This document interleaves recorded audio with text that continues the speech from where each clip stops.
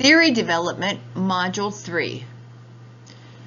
Expert practice in enhanced education will lead the advanced practitioners to recognize commonalities in phenomena that will suggest the need for inquiry or asking questions. This will help guide the development of clinical hypotheses and testing of various interventions. Theories are constructed or developed to describe, explain, or understand phenomena or solve problems. Theory development seeks to assist the nurse to understand practice in a more complete and insightful way, while providing a method of identifying and expressing key ideas about the essence of practice. Theories also help organize existing knowledge and aid in making new and important discoveries to advanced nursing practice.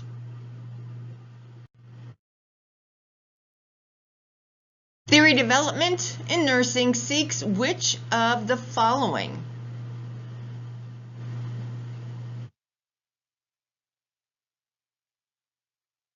The answer is all of the above. Theory development helps nursing to understand practice, provides a method for identifying and expressing key ideas, helps organize existing knowledge, and makes new discoveries to advance the practice of nursing. Theory development is used as the global term to refer to the processes and methods used to create, modify, or even refine a theory. Theory construction is used to describe one of the final steps of the theory development. Here, the components of the theory are organized and linkages are specified. The process of theory development begins with one or more concepts that are derived from within a discipline's meta-theory or philosophy.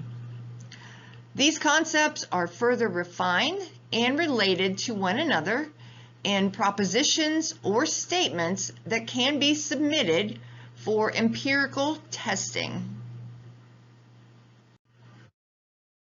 A concept is a term that refers to a phenomena that occurs in nature or in thought. It may be defined as an abstract term that is derived from particular attributes. Concepts that are abstract are hope, love, and desire. Or concepts that are concrete are airplane, body, temperature, and pain. Concepts are formulated in words that enable people to communicate their meanings about realities in the world and give meaning to phenomena that can directly or indirectly be seen, heard, tasted, smelled, or touched. A theoretical definition gives meaning to a term in context of a theory and permits the reader to assess the validity of the definition. The operational definitions tells how the concept is linked to concrete situations and describes a set of procedures that will be performed to assign a value for the concept. Operational definitions permit the concept to be measured and allow hypotheses to be tested and form the bridge between theory and the empirical world.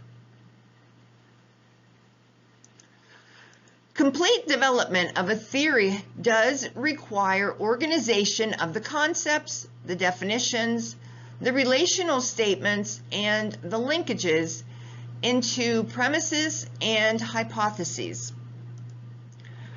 Relational statements assert that a relationship exists between the properties of two or more concepts. The relationship is basic to the development of a theory, and it is expressed in terms of relational statements that explain, predict, understand, or control. Statements have different levels of abstraction, either theoretical or operational. The more general statements contain theoretically defined concepts. If the theoretical concept is placed with operational definitions, then the statement is operationalized. The two broad groups of relational statements are those that describe an association between two concepts and those that describe a causal relationship between two concepts. Specification of linkages is a vital part of the development of a theory. Theoretical linkages provide an explanation of why the variables are connected in a certain manner, or the theoretical reason for particular relationships. Operational linkages contribute testability to the theory by specifying how the measurement variables are connected. Operational definitions specify the measurability of the concepts, and operational linkages provide the testability of the assertions. Concepts are formulated in words that enable people to communicate the meaning about the reality in the world and give meaning to phenomena that can directly or indirectly be seen, heard, tasted, smelled, or touched. It is critical that scholars and researchers define concepts clearly and distinctly so that the reader can thoroughly and accurately comprehend their work. Because conceptual meanings are dynamic, they are defined for each specific use the writer or researcher makes of the term. Concepts are defined and their meanings are understood only within the framework of the theory for which they are used. True or false? Concepts are words or phrases that refer to or describe a phenomena. This is true. Concepts are terms that can refer or describe phenomena that occur both in nature or in thought. Concepts can be viewed on a continuum from concrete to abstract. Concrete concepts are limited by time and space, and they are observable in reality. Concrete concepts are formed from direct observations of objects, properties, or events. Abstract concepts, examples are art, social support, are not clearly observable directly or even indirectly, and these must be defined in terms of observable concepts. These are independent of time and space.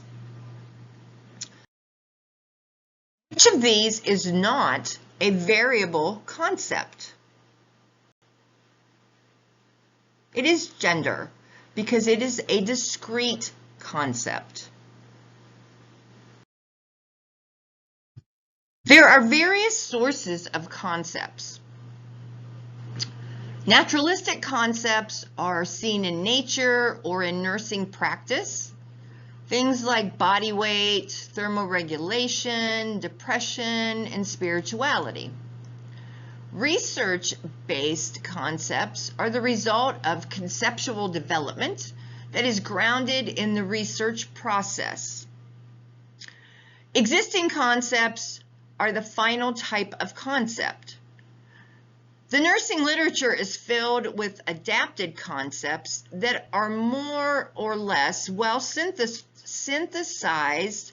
through derivation from other disciplines. Example would be the human needs from Maslow's hierarchy of needs. So concept analysis and concept development are both applied to the process of inquiry that examines a concept for its level of development.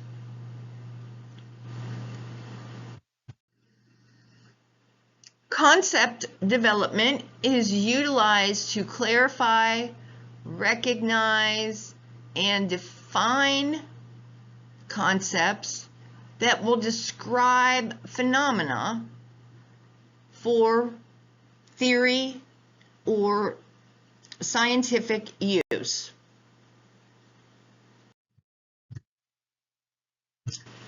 The conceptual elements of the theory that guide the research or are being tested by the research are named and defined during concept analysis.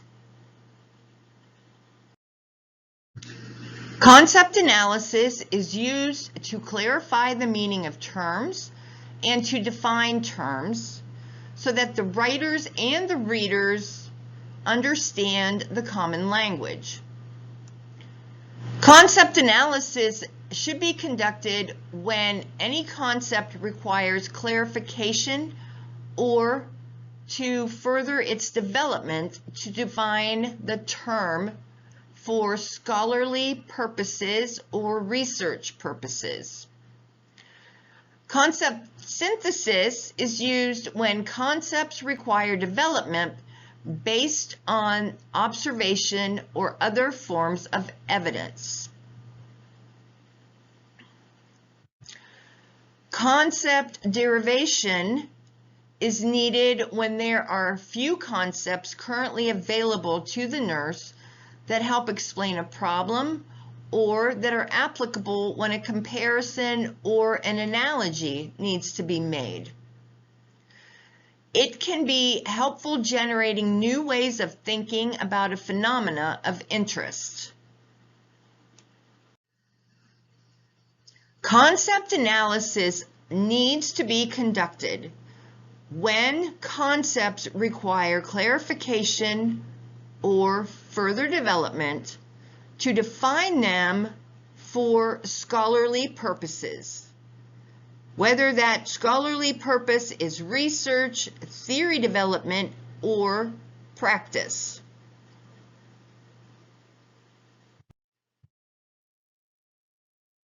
Which of Walker and Advent's processes for concept development is most likely used to examine a non-nursing concept? The answer is B. Walker and Advent would most likely use concept derivation to examine any non-nursing concept. The goal of concept analysis will help determine how the researcher identifies the concept of interest and the terms and expressions that will be selected. Concept analysis will also influence the selection of the setting and the sample size for data collection. Remember, in research, the goal is to develop a rigorous design that is consistent with the purpose of the analysis.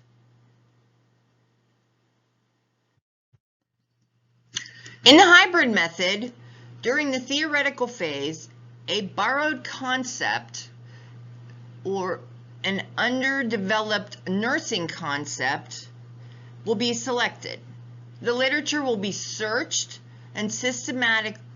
broadly as well as systematically across all disciplines that could potentially use the concept.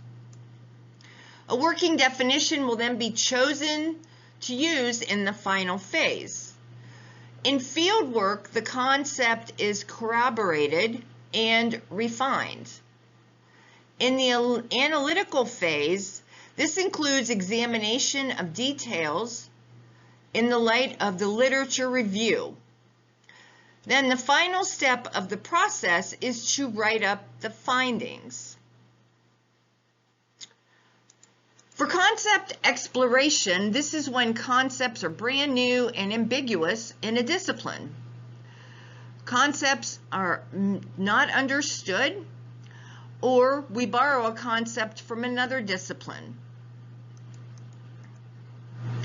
Concept clarification is used to refine concepts that have been used in nursing without a clear or concise agreement on the meaning that has been attributed to them. Concept analysis assumes the concept has already been introduced into nursing literature and is now ready to move to the next level of development. Concept delineation is a strategy that requires an extensive literature search and assists in separating two terms that seem to be closely linked. Concept comparison will clarify competing concepts. Again, it's going to take an extensive literature review. Concept clarification is used with concepts that are used heavily and have a large body of literature identifying them as well as using those. When looking at principle-based concept analysis, for the epistemologic principle, it's based on the question, is the concept clearly defined and well differentiated? The pragmatic principle, the question is the concept applicable and useful in science? Has it already been operationalized? For the linguistic principle, the question is the concept used consistently and appropriately within the context? And for the logical principle, the question is, does the concept hold its boundaries through theoretical integration with other concepts? Relational statements are used in connection between variables where one variable may be understood to influence another variable. The first variable can be seen as an independent variable, and the second variable will be seen as the dependent variable. Theoretical assertions are either a necessary or a sufficient condition, or both. These labels of necessary or sufficient will help characterize conditions that assist to explain the nature of the relationship between two variables in theoretical statements. A sufficient condition means that one variable results in the occurrence of another variable. However, it does not claim that it is the only variable that can result in the occurrence of another variable. With a necessary condition, this means that one variable is needed or required for the occurrence of the other variable.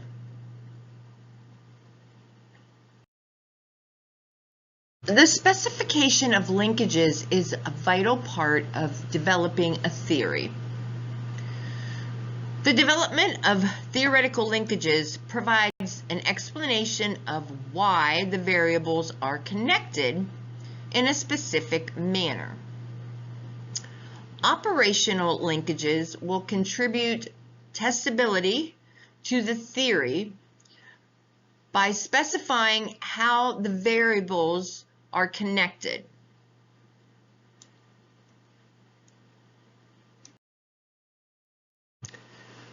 The complete development of a theory requires organization of concepts, definitions, relational statements, and linkages into premises and hypotheses.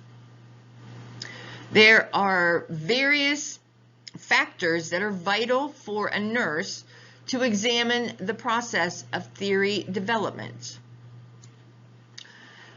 To begin with, an understanding of the relationship among the theory, the research, and the practice needs to be recognized. Second, the nurse needs to be aware that there are various approaches to theory development. It is totally based on the initiation. So are we initiating it in practice, in research, or in theory itself? And last, the process of theory development needs to be understood. In nursing, practice is based on theories that have been validated through research. Therefore, theory, research, and practice affect each other in a reciprocal and cyclical manner. The first approach is theory to practice to theory. This approach to theory development begins with a theory. Oftentimes it is non-nursing that will describe some phenomena of interest. Using the theory to practice to theory strategy, the nurse would select a theory that may be used to explain or describe some clinical situation. Maybe it's adaptation, stress, or health beliefs. The nurse could then modify the concepts and consider the relationships between the concepts that were not proposed in the original theory. In practice to theory approach, if there is no appropriate theory that exists to describe or explain a phenomena, theories may be inductively developed from various clinical practice situations. The practice to theory approach is based on the idea that in a given situation, existing theories are not useful to describe the phenomena of interest. This assumes that the phenomena is important enough to pursue and that there is a clinical understanding about it that has not been articulated, spoken, or written. This strategy is a grounded theory approach and would begin with a question evolving from a practice situation. The research to theory strategy is the most acceptable strategy for development of theory in nursing because it's based on empiricism. For empiricists, theory development is considered a product of research. This is because theories evolve from replicated and confirmed research findings. The research to theory strategy presumes that there is truth in real life, that the truth can be captured through the senses, and that the truth can be verified. The purpose of scientific theories is to describe, explain, predict, or control a part of the empirical world. The theory to research to theory approach derives from research questions and the results of research that are used to modify the theory. Here, the theorist will begin by defining a theory and determining propositions for testing. The goal is to test, refine, and develop theory, as well as use the theory as a framework for research and theory modification.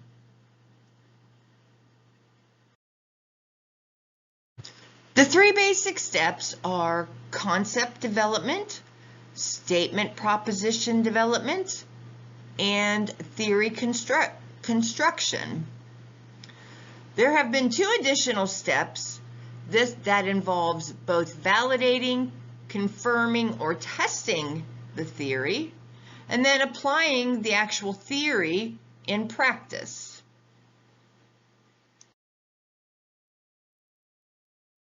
Which would not be a component of the process of theory construction? The answer is D, because this step should have been done before beginning the process of theory development.